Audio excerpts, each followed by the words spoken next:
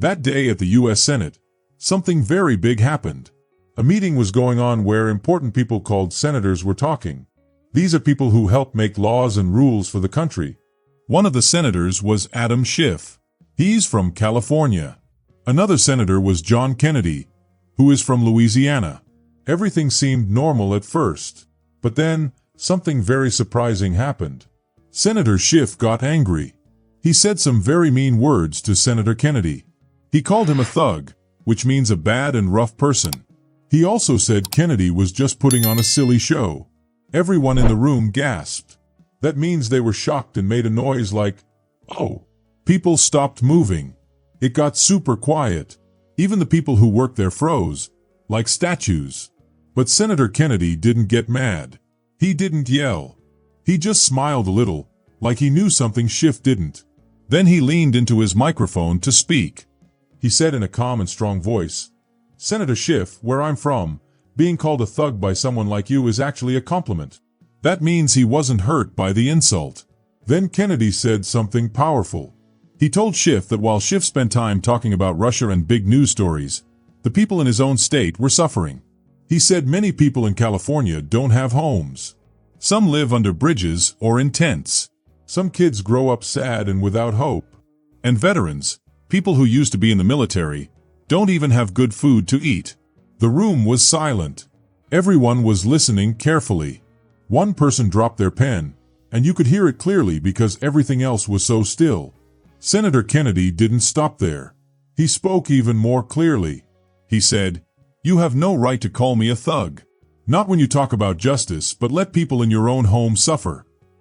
Senator Schiff tried to talk, but the person in charge raised their hand and said, "Let Senator Kennedy finish." Kennedy opened a file and showed it to everyone. He said it was a public report, a paper that people could read if they wanted, but many people had forgotten about it. He said it showed that when the city of Oakland, which is in California, asked for help with homelessness, Schiff didn't do anything. He didn't help. People gasped again. It was a big moment. Kennedy said, "You say you're protecting the country from Russia, but right here in your state, over 60,000 people are living on the streets." Schiff looked upset. He clenched his fists and looked uncomfortable.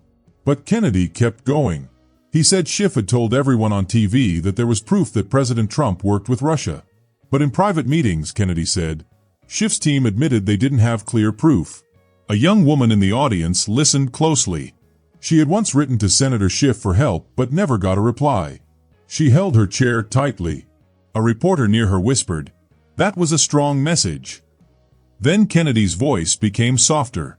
He almost whispered, "Call me what you want, Senator Schiff. But today, the people will see who you really are." He held up a crumpled letter. It had an old postmark, showing it had been sent a while ago. He said, "This letter is from Maya. She's a single mom in Oakland. She wrote to you twice, asking for help for her son. You never even answered." People in the room began to talk in soft whispers. One of Schiff's helpers looked down and wouldn't look at anyone. Kennedy stared right at Schiff and said, "You call me a thug, but real thugs don't leave their people behind. They don't say fancy words on TV and forget about struggling families." Schiff tried again to speak, but he couldn't say anything. Kennedy kept going. He said, "I came here to speak the truth. I'm not here to be insulted. I won't be quiet while you use fancy words and do nothing for regular people." Reporters quickly ran out of the room. They wanted to write the story and share it fast.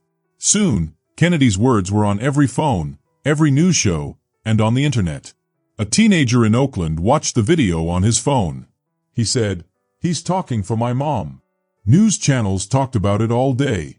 One said it was the biggest Senate moment in years. Another called it a shocking and unforgettable moment. But inside the Senate room, Kennedy stayed calm. He didn't smile or show off. He just picked up another file. "This shows something else," he said.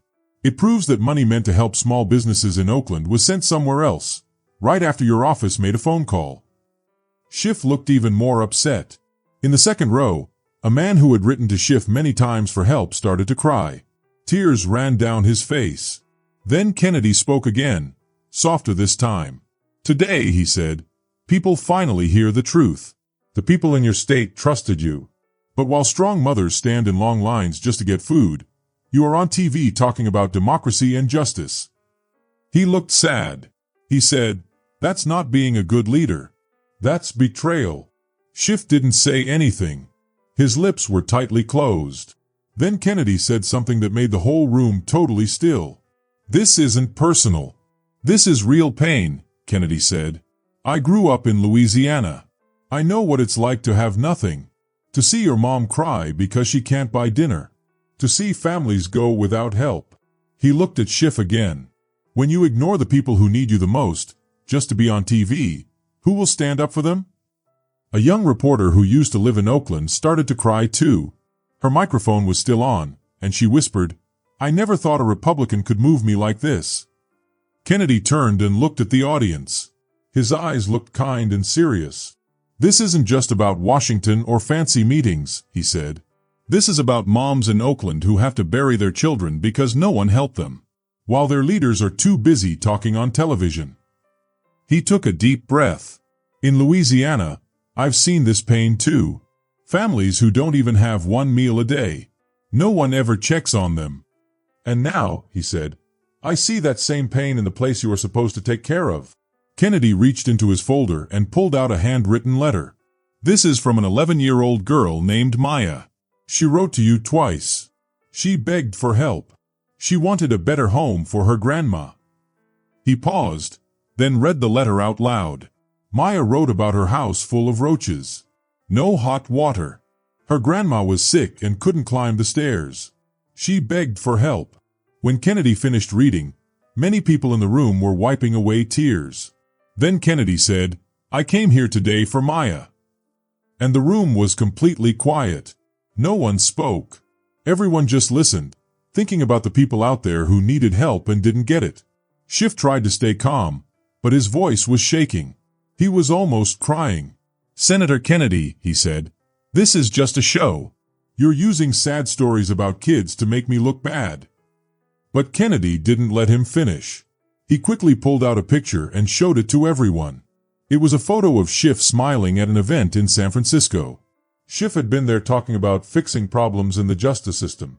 But Kennedy said loudly, "What most people don't know is that the same year, more than 60% of money meant to help poor families in Oakland find homes was sent to people who don't even live in California." The big screen behind him lit up. It showed papers, emails, and facts about how bad the homeless problem was in California. It showed that Schiff didn't help the people he promised to help. One of Schiff's helpers dropped some papers and ran out of the room, scared. Kennedy spoke quietly now. His words were strong and clear. "You didn't just make a mistake," he said. "You left the people who needed you the most. You used their pain to make yourself more famous." Kennedy stopped for a second and took a deep breath. He looked serious but honest. "I don't enjoy this," he said. "I'm not trying to get back at you. I just want to tell the truth." Then he looked at the person in charge of the meeting and said, "I want to add the reports from Oakland to the hearing record. These reports show that Senator Schiff's office didn't answer hundreds of messages from people who needed help with homes and jobs." The person in charge nodded. The screen changed again. Now it showed something shocking. Lots of phone calls from people in Oakland were sent straight to a voicemail that no one ever listened to. Schiff sat still. His shoulders were bent. He looked like he had finally understood how badly he had let people down. Kennedy turned to the crowd. "If this is what a leader looks like," he said, "then we need better leaders. Our country deserves better." Then, something unexpected happened. Kennedy looked straight at Schiff and said, "I don't hate you, Senator. This isn't about hate. It's about the truth. And truth starts when we stop lying." The room was quiet. Some people clapped softly. Others were wiping away tears. It wasn't just a fight. Something had changed. Not because people were angry, but because someone had told the truth. Far away from the big meeting room, at a small community center in Oakland, a group of people were watching the hearing on an old TV. Veterans and homeless people sat close, listening carefully. When Kennedy read a letter from a little girl named Maya, a 78-year-old woman named Clara began to cry. "That little girl lives near me," she whispered, putting her hand on her heart. A man stood up with tears in his eyes. "Schiff left us a long time ago," he said. The video of the hearing spread fast. People in poor neighborhoods watched it. They didn't see it as politics. They felt like someone was finally talking about their pain. Back in the meeting room, Schiff stayed quiet. He looked like he was trying hard not to fall apart. Kennedy kept talking. His voice was strong. "This isn't about Democrats or Republicans," he said. "This is about people who were forgotten. People who have been hurting for a long time. And today, their voices are finally being heard." He stood up straighter and adjusted his jacket. He put his hand on the table to steady himself. "I'm not a fancy man," Kennedy said. "I didn't grow up rich or go to fancy schools. I'm from Louisiana. I grew up around people who had nothing. My family worked hard just to put food on the table." Everyone was quiet. It felt like even the air had stopped moving. "When you call me a thug," Kennedy said, "I know what you mean. You're not saying I'm a bad guy. You're talking about the pain of poor people. You're talking about hard-working folks who are always left behind." He paused. "You think I don't belong here. But my mother prayed every night that I would one day stand in a place like this." Another young senator lowered his head, ashamed. A woman nearby was gripping her pen so tight it snapped in half. "I'm here today," Kennedy said, "not because of power or money, but because I never gave up, even when the world told me I didn't belong." The people in the audience were quiet, many with tears in their eyes. "So no, Senator Schiff, I'm not a thug. I am the voice of all the people you forgot." Schiff reached for his microphone. His hand was shaking. He looked like he had something to say. But before he could talk, Kennedy gently stopped him. "Not yet, sir," Kennedy said. "Just one question." His voice was soft but serious. "When was the last time you walked the streets of Oakland without cameras following you? When was the last time you sat with a homeless person without giving a speech?"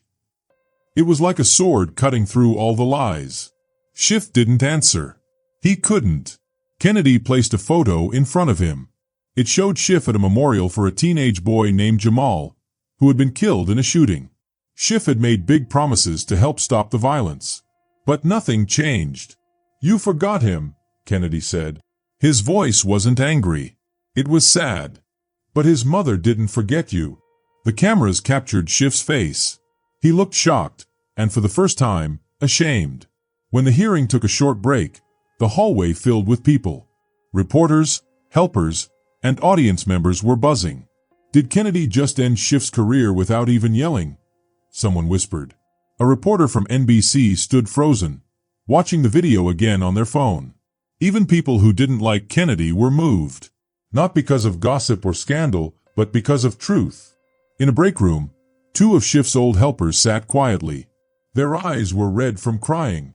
One, a young man named Marcus, said, "Everything Kennedy said, we saw it happen." The other nodded and said, "Yeah, I stopped believing when they told us not to answer letters from poor neighborhoods. They said those people didn't matter." Kennedy sat alone at his table, flipping through letters from Oakland and San Francisco. His hand shook a little, but not because he was scared. It was because he felt the pain in those words. The break ended. Schiff walked back in slowly, looking at the floor. The person in charge gave Kennedy one last chance to speak. "I know some people thought today would be a normal meeting," Kennedy said. "But it's not. It's more than that." He turned to Schiff, and his voice became soft again. "This is a reckoning." He held up a report. "This paper shows that over $3 million meant to fix homes in Oakland and San Francisco went missing. Meanwhile, families were living with mold, leaking ceilings, and unsafe rooms." Kennedy didn't raise his voice, but his words felt heavy, like stones falling. "This information came from someone who used to believe in you," Kennedy said. Someone in the crowd gasped. It was a builder who tried to fix the homes. But he was pushed away. Schiff began to shake. He stood up. "This is a personal attack," Schiff said. "You're just trying to make me look bad." Kennedy shook his head gently. "No, sir. This isn't about hurting you. It's about giving respect back to the people who trusted you." He walked a step closer, still calm. "You had power," Kennedy said, "but you didn't have kindness. And power without kindness ruins everything." A few senators lowered their heads, embarrassed. "If this was just a show," Kennedy said, "I wouldn't be here." "But it's not a show. It's the truth. And the truth doesn't care about titles or power." Schiff blinked. His eyes were wet. But he quickly turned his head, trying to hide it. Kennedy gently placed Maya's letter next to Schiff's microphone. "You never answered her," Kennedy said softly. "Maybe now you will." The room was completely silent. The silence was so deep it felt like everyone was holding their breath. Outside, across the country, many people were crying. Not because Schiff was embarrassed, but because finally, someone had stood up for the people no one listens to. Kennedy looked around the room slowly, as if he wanted every person to feel what he felt.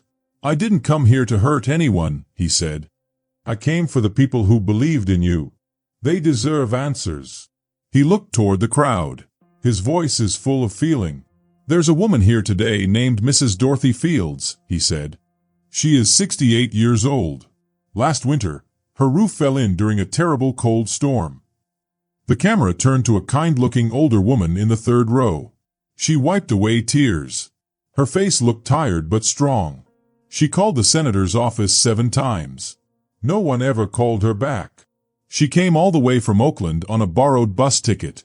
Just to be here. Just to be heard. Kennedy's voice shook slightly. Not because he was scared, but because he cared. She didn't ask for money. She didn't ask for anything fancy. All she wanted was a safe home. A place to live with respect. That's what she voted for when she voted for you. Schiff kept his head down. He couldn't look at anyone. Kennedy leaned forward one last time. He opened a small black notebook. The pages were full of messy handwriting. Letters from real people. "These aren't just papers to attack someone," Kennedy said. "They're real messages. Real cries from people who trusted you and were left behind." He lifted the notebook high. His hands were shaking a little, but his eyes looked strong and serious. "They believed in you, Senator Schiff," he said. "They trusted your words. But instead, they got silence, tents for homes, and promises that broke like early rain." Senator Schiff finally looked up. His face didn't show any feeling, like all life had left it. A reporter whispered, "Say something, sir." But Schiff didn't speak. In that quiet moment, something powerful happened. No one argued, but the truth stood tall. The room felt heavy, like time had stopped. Power and politics seemed small compared to the pain of real people. Then, the people in the room stood up and clapped. Not loud but strong. Senator Kennedy didn't smile. He whispered, "They matter. Not me. They do." For many years, Schiff had controlled the story. But today, Kennedy gave that power back to the people. The chair of the hearing said, "Senator Kennedy, you've made your point. We are almost done." Kennedy nodded. He looked at Schiff one last time. "I didn't come here to end your job, sir," he said. "That was your own choice. I just turned on the light." Schiff blinked fast and lowered his head. Kennedy walked out. In the hallway, reporters didn't ask questions. They were quiet. Mrs. Dorothy Fields held Kennedy's hand. She whispered, "Thank you for listening to us." Kennedy, once called a thug in a suit, was now a voice for the people. He didn't fight with fists, but with truth and heart. In a room nearby, young interns watched the hearing on a live screen. "I thought Kennedy was just loud," one whispered. "But today he was different." Another said, "He didn't talk with pride. He spoke with the pain of others." Clips of his speech went all over social media. Veterans in San Francisco, single mothers in Chicago, workers in Ohio, all said, "He spoke for us." A farmer in Louisiana said, "This man understands." On MSNBC, the video got 10 million views in just 2 hours. An editor said, "We've never seen a hearing like this." Fox News said, "Senator John Kennedy speaks truth and ends decades of silence." Even channels that didn't like Kennedy couldn't look away. On a talk show, a host wiped tears from their eyes. "I don't agree with his politics," they said, "but today, he wasn't a politician. He was a voice for the broken." Outside, Kennedy met the people. One girl, Maya, held a crumpled photo of her grandma. Kennedy knelt down, hugged her and said, "You matter. I hear you." That picture spread everywhere. In Schiff's office, things were quiet. Phones rang, but no one answered. Staff stayed away from cameras. The damage was clear. That night, families across America rewatched the hearing. Not for politics, but for the real feelings it brought. An old man in Tennessee told his grandson, "He's not a thug. He's a warrior, not with fists but with heart." In an Oakland church, a pastor read Kennedy's words. "Power without humility destroys everything it touches." Schiff's control started to fall apart. Kennedy didn't celebrate. He went back to his room, opened a book, and sat quietly. He knew it wasn't about winning. It was about helping people wake up. Before leaving the Capitol, Kennedy stopped and looked at the empty hearing room. Soft light came through the windows. The microphone still stood on the table. Kennedy walked over and left an envelope. Inside was not money or reports. It was a letter he wrote by hand during the break. In it, he wrote, "You could have been a light in the dark, a great leader, but you choose comfort over sacrifice, fame over your mission. It's not too late to start again, with truth." An aide saw him leave the letter. Their eyes were full of respect. The next morning, every news screen had big headlines. Moment that shook Washington. Kennedy versus Schiff. Thug or hero? Americans decide. In Oakland, San Francisco, and Richmond, people gathered. Not to fight, but to talk and share their own stories. Churches opened their doors. Community centers filled with people. A mother, hand shaking, played Kennedy's speech on her phone. Tears fell as she said, "He didn't yell. He didn't curse. He just spoke. And I felt every word like it was my own heart speaking." Senator Schiff's office stayed silent. No statements. No answers. But Kennedy's inbox overflowed. People sent letters and emails filled with pain and hope. By noon, it was clear. This was not just a normal political moment. It was a big change. A shift in the hearts of people. Teachers, students, and podcast hosts talked about Kennedy. They quoted him. "Power without humility destroys everything it touches." In a small Oakland classroom, a child whispered, "I wish my dad could have heard this." Kennedy's letter was like a small fire that lit a million candles. It gave tired people hope again. President Trump spoke on TV. "What Senator Kennedy did yesterday," he said, "wasn't politics. It was action for the people." Later, Schiff spoke to reporters. He said, "I have no comment at this time." He stopped speaking when he saw a reporter holding Kennedy's letter. He bowed his head. The truth had come in, and it wouldn't leave. In Oakland, over 300 people came to a last-minute church meeting. Angela, a woman who once worked on Schiff's campaign, held a photo of her son, who died in a shooting. "I begged him for help," she said. "He promised to fix our neighborhood. That was years ago." Someone played Kennedy's words. "You chose ease over sacrifice, fame over mission." The room filled with tears. Not because of politics, but because of years and years of broken promises. Schiff's office stayed closed. Still no answers. But the people of Oakland spoke. Not with violence, but with stories. Then something big happened. A sealed envelope arrived at the Oversight Committee. It had hidden emails, secret stats about homelessness, and a recording of one of Schiff's aides saying, "The people will vote for him anyway. Just distract them." The recording played on TV. The nation gasped. Kennedy returned to the hearing room. The chair had invited him back. The room was quiet. Schiff's chair was empty. Kennedy looked at it. His voice soft but strong, he said, "I've been called a thug, but I've never left anyone behind. I never made promises I couldn't keep. I don't have decades of experience like him, but I have the tears and voices of the forgotten." He choked up, but kept going. "I won't let those tears fall for nothing." The room was still. Then, one by one, people stood. No claps, no cheers, just understanding. Senator Elaine Morgan stood up. Her voice shook, and her eyes were red.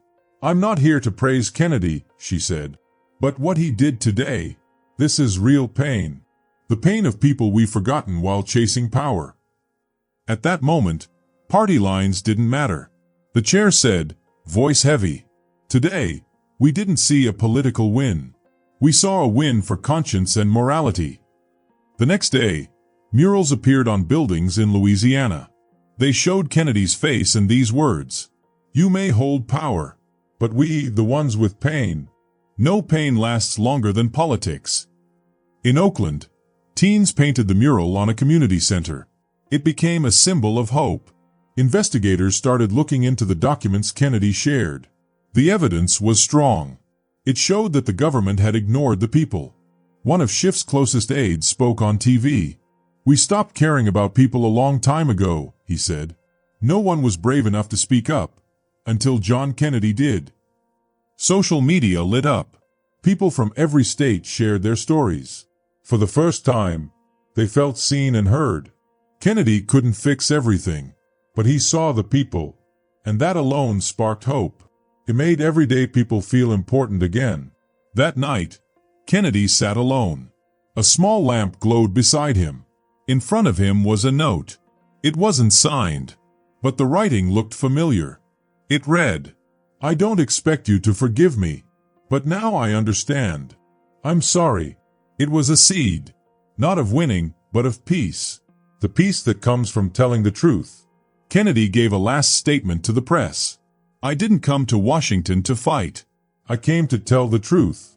If even one child, one elder, one broken family feels hope again, it was worth it. I was called a thug, but I acted like a human. And sometimes, that's the greatest strength of all." If you enjoyed this story, let me know your thoughts in the comments. I love hearing from you. Don't forget to hit that subscribe button and turn on notifications so you never miss out on the next thrilling adventure or mysterious twist. Thanks so much for watching, and I can't wait to see you in the next video. Until then, stay curious and keep exploring.